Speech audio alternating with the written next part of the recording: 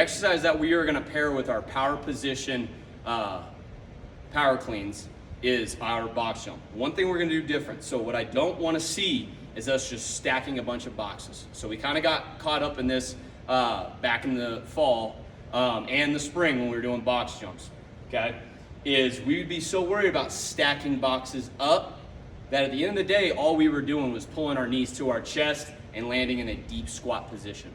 One thing we're gonna do differently, so we're only gonna use about 6, maybe 12 inches. It's really gonna be dependent on each of you and how high we can jump. What I wanna focus on is changing our hip level, right?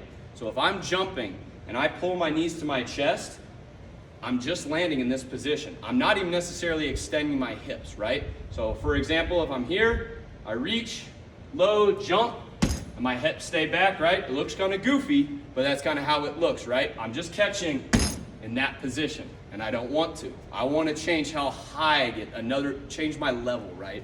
So what I'm going to do is I'm going to jump up as high as I possibly can, trying to land in the middle of the box, but I'm going to land in a stiff-legged position, okay? So I'm going to reach, load, jump.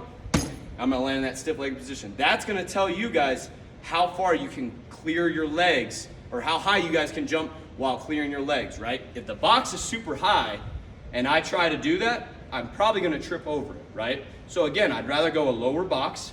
I'd rather worry about still being intentful with each rep and jumping up as high as we can, but not worrying about how high of a box we can jump onto, but worrying about how high we can change our hip level, right? So this is something that's gonna go into the fall a lot more. So again, I'm gonna reach, load, jump as high as I can, and land in a stiff-legged position.